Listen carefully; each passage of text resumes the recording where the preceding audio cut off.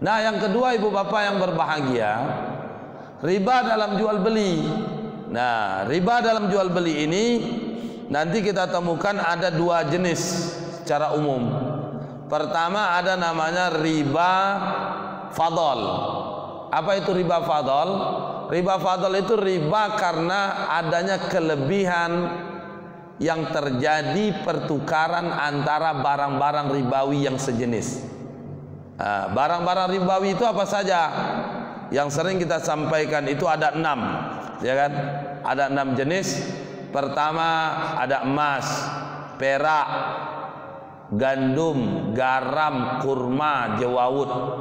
Kalau 6 jenis ini dipertukarkan sejenis dia, emas sama emas, perak sama perak, gandum sama gandum, garam sama garam. Makanya syarat menurut hadis itu, kalau dia masalan bimislin, sejenis pertukarannya, maka waznan biwaznin, maka timbangannya harus sama. Meski secara nilai ada kelebihan. Contoh, kurma biasa sama kurma yang bagus. Untuk mendapatkan 1 kilo kurma bagus, secara nilai itu harus 2 kilo kurma biasa. Secara ekonomi nilainya kan wajar ya, logis. 1 kilo kurma bagus, kalau mau ditukar nilainya itu sepadan dengan 2 kilo kurma biasa. Secara ekonomi ini nilainya memang begitu. Tetapi karena ini sama-sama kurma, kurma biasa, kurma yang bagus juga jenis kurma, sama-sama kurma itu satu dari 6 jenis barang ribawi, maka pertukarannya tidak boleh ada kelebihan. Maka sekilo kurma biasa harus, kalau mau sekilo kurma yang bagus. Tapi rugi Ustaz yang punya kurma yang bagus. Maka apa solusinya?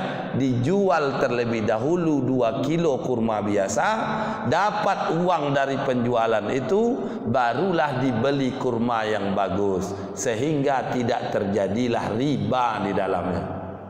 Satu contoh real seperti hari ini Bapak Ibu, kasus tukar tambah emas. Yang bapak punya emas, yang ibu bapak miliki emas, yang mau ditukar di toko emas juga emas, sama-sama emas. Kalaupun nilainya beda, secara nilai beda, karena berat yang mau dimiliki emas, yang mau ditukar emas, tapi beratnya beda, maka karena sama-sama emas mesti waznan biwaznin. Solusinya gimana?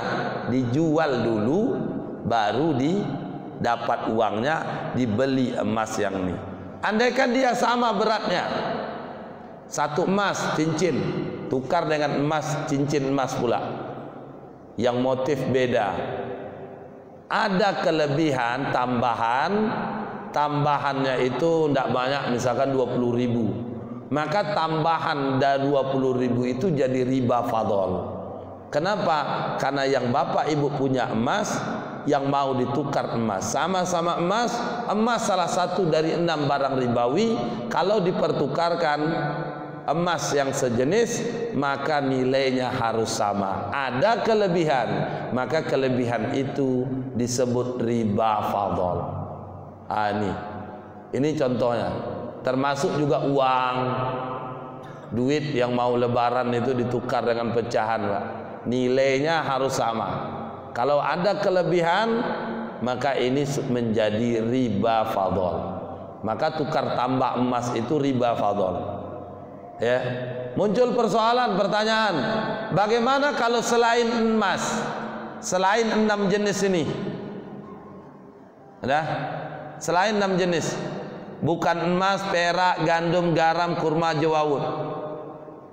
Ini disebut barang ribawi. Kalau terjadi pertukaran sejenis, maka dia menjadi riba.